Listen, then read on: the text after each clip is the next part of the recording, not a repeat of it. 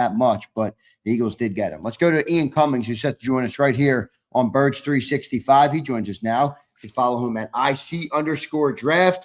Ian, welcome to the program on this Tuesday morning, man. I'm sure you've taken a little bit of a sigh of relief as the draft has come and it is gone. It's a big work period for you. You did a great job, my friend. Welcome to the show this Tuesday morning.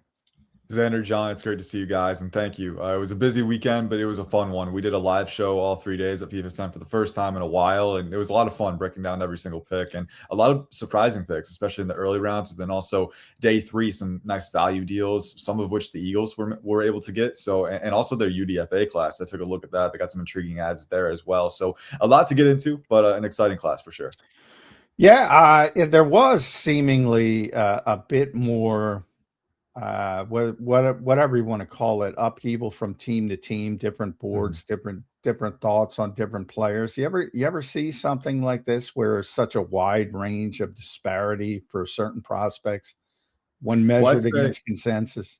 Yeah, I'd say this is something that I've learned to accept about the process. Is the word that I always come back to is it's either variance or volatility, right? But you get into round 1 and there's much more of a consensus regarding who's worth a round 1 pick, right? You know, those guys are, there's a reason there's more consensus. You're looking at your blue chip guys or your pure first round guys. You get into round 2, and the analogy that I like to use is a family tree, right? You know, you have a tree, and there aren't as many branches in round 1. There aren't as many branches regarding the possibilities that could occur. You get to round 2, those possibilities fan out, maybe like 5 times for each branch. You get to round 3, maybe 5 times for each branch. It's an exponential factor of volatility across each team's board. By the time you get to day 3, it's the Wild West because every team has such different boards. So I've kind of learned to accept that you never know what's going to happen, right? You know, Nate Borkercher going round 2 to the Jaguars, like, yeah, it's surprising, but this is where the variance of the draft starts to come into play. I think we saw a lot more of it this year than we usually do, but to me, it's a reality of the draft cycle, and that's what makes it so fun. You know, Ian, I'll tell you this: when I saw Nate Borkercher come off the board, I said, "I know about that player." Ian Cummings taught me about him on Birds 365, so I was good. I was good on that one. Ian, 8 new picks for the Philadelphia Eagles. Obviously, Mekhi Lemon, the big one in round number 1. Eli Stowers, Markel Bell. I won't run through all the names, but was there one pick for the Eagles that stood out to you? You said you thought they got some late value in the draft. What was your favorite pick, or I guess what you thought was the best value for the Philadelphia Eagles in this 26 draft class? Yeah, well, I mean, Mekhi Lemon straight up, I think he was a very good value, right? This is a guy that I had as a fringe top 10 guy on my board, and they got him at 20th overall. There was some thinking that he would go 13th to the Rams. They took Ty Simpson, obviously. So I thought that was a great value in and of itself, especially in round 1. If you can get that, it's very good. I imagine he'll be a power slot right out of the gate. Big fan of what he brings to the table. But going to day 3, right? Because that's where the values start. That's where you can get the really great values, right? Potential top 100 players. I think they didn't get any top 100 players on my board, but I did like all of their last 3 picks, I'll say. I think Cole Payton is going to be an interesting one. I think 5th round was probably the right range for him, and I don't anticipate he'll see early reps at the NFL level. He's very inexperienced, and I think the slow internal clock, the processing, it does reflect that. He's incredibly talented, needs to get some time to cook up his skills a little bit. But those final 3 picks, man, Cole Wisniewski I thought was a really good pick. I think at the very least can be a really good special teamer, depth safety right out the gate. I actually had him with starting upside with my grade. Looking at my grading sheet, he scored a trait bonus, which is above 7 in every trait but long speed and ball skills. So I think size, he's got good size, great processing ability, good fluidity for his size, good explosiveness and agility, and then the physicality as well, the technique and positioning in too high, but also in the box. I think he's a really quality player that kind of slipped and fell under the radar a little bit, but a really good pick for them to get in the rotation there. I thought Uar Bernard from Nigeria was very interesting, right? And if we could pick any team that would have taken. Oh my God, I was disgusted at myself, Ian, because I'm sitting there going, you know, we're tired doing day 3 of the draft at Jefferson Health, and you know, I'm like, oh my God, how he's trading down to 6 and he's getting 2-7. What the hell is he doing in this draft, which is not supposed to be that deep? And I'm like, I'm disgusted at myself because I said, as soon as I found out about Bernard, I'm like, all right, the Eagles are taking this guy. And I totally forgot about it. And bang, they did it. Howie's the only guy in the world that targets a late 7th round pick. And that's what he was doing.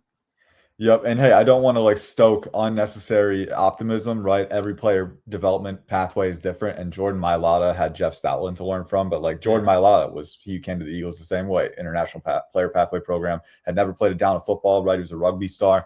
And look how that turned out. Uar Bernard, you look at the size, 6'4", 5'8", 306 pounds, I think over 35, near 36-inch arms, which is certifiably insane in terms of the length. And then ran a 4.63, had a 39-inch vertical, 10-10 broad. Like, this is literally an alien athlete. So get him in a room, let him learn the game. Like, I'm very excited. I think for that level of pick, for that low capital, 7th round, it's a pretty easy opportunity cost solution. And they then got to listen as a DT. You think DT or you think edge? I think, honestly, with this caliber of athlete, you can be a little creative with him, in my opinion, right? Obviously, he needs to learn the game of football first. That's kind of that's kind of a big roadblock. Yeah, but right. It's going to be, I think it's going to be a multi-year project, but that kind of athleticism, I mean, 4.6 speed, 39-inch vertical, that's the kind of athleticism you see from edge rushers 50 pounds lighter, right? So I think you can move him around the front once he learns how to siphon power, how to attack angles on the front. Honestly, I think you have the athletic profile there to be creative with it. We'll see what happens, but I'm very excited to see what they do. It's a complete ball of clay pick because it's not refined at all. But once you get him to that point, 2 to 3 years down the line, I think he could be a nice little, at the very least, probably a role player, an alignment first style role player. And then maybe he even exceeds that and becomes a regular impact. But Keyshawn James-Newby, if you want an instant impact on the edge in the rotation, that was another pick I liked a lot. He was around, I want to say 6'1", over 230, maybe 240, but over 33-inch arms. So really good proportional length. And he's got burst, he's got bend, he's got a really nice pass rush arsenal as well. Was one of the most productive rushers this past year at New Mexico. So that was another really good late round pick that I liked for the Eagles. Those last three, in my opinion, were the best value aside from Markel Bell.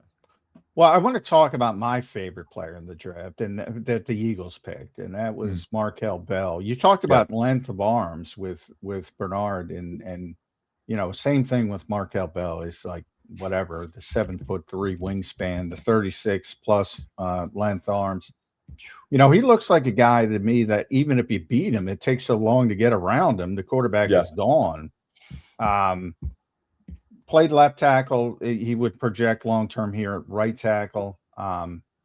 Said he wasn't your top 100. He seemed to be a late riser, at least for people jumping on how the NFL thought about him. There's some weaknesses, but what do you think about, because he'll be a developmental process. He doesn't have to play right away. You still have Lane Johnson, Jordan Mailata, Markel Bell with a couple years of seasoning. Yeah, I like it a lot. And I think there were two offensive tackles in this class that kind of fit that profile, the domineering size threat to that degree, Markel Bell and then Travis Burke, who I believe went to the Chargers on day 3. Both those guys were 6'9". This is the level of size and mass and length that you mentioned it, John. It's just hard to get around these guys, period.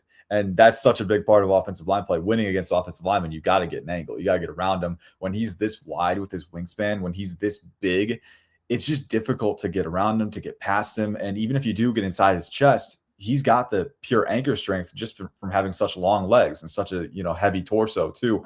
These guys are immovable objects, right? And so I think that's the fun part of this pick. As far as Markel Bell goes, comparing him to Travis Burke, the other one in this class, Burke was the better athlete, pound for pound, in my opinion. I still think Markel Bell is a decent athlete for his size, though. And you mentioned it. He played left tackle for Miami. And playing at the blind side, I think he actually acquitted himself very well from a technical standpoint. I think technically for a bigger guy, he's pretty sound. Naturally, leverage acquisition and pad level maintenance is going to be an ongoing battle for a guy who's 6'9", right? Low man wins, and he's never, ever going to be the low man. Yeah. But he can outreach you. He can win the contact battle, the initial contact battle. He can out extend rushers, right, and latch onto their frame and kind of nullify their ability to get hand moves on. And then he does have the ability to swivel his base back a little bit and at least set that anchor and reduce displacement. And then in the run game, I think he's very angle sound. I think he's an intelligent player who understands his role, understands how to seal off gaps for runners and things like that. So I think you're working with a pretty high floor for this type of size profile. I also think there are instances where he can improve his upper lower sink, naturally being that tall. The hip stiffness, there's a little bit of hip stiffness sometimes on sharper redirections, especially if he's working in tight spaces, having to redirect, he can improve his weight transfers there. Just being that big, there is going to be some clunky movement, and I think that's the biggest thing that he's going to have to iron out, is learning how to move efficiently, whether you're making a cut to get upfield in the run game, or whether you're in pass protection and you're trying to respond to an inside counter. I think those are things that he can work on. But again, even if he faces an inside counter and he oversets outside, he's so big and long that it takes his opponent an extra step and a half just to get an angle to the B gap, right? So again, having that domineering size profile aids him in so many ways. And then he's physical, again, smart. I like the pick a lot. Again, it was a little richer than I would have taken, but those were those were the size profiles where you could anticipate a team like the Eagles might pay a premium for it, because those guys are rare. You don't see these types of guys come around often. It's Orlando Brown Jr., Trent Brown. There aren't too many in the NFL. So when you get a guy this big, again, kind of goes back to the ball of clay argument. Again, not quite as athletic, but this is a rare player archetype for the tackle position. And if he gets to a ceiling, can be very good. I agree. I think it projects better to right tackle at the NFL level, because if you're the QB, you want to have a chance to react and kind of, get out if you need to, because these players can also be prone to quick losses against better rushers too. So you got to be careful, but I do think he has starting upside. Yeah, I think where they took him too obviously factors in. They traded away their second, third round pick for Bernard, and then gave away their 2 fourths to move up for Lemon. I want to talk about Lemon. We'll get to Stowers, I'm sure, but you mentioned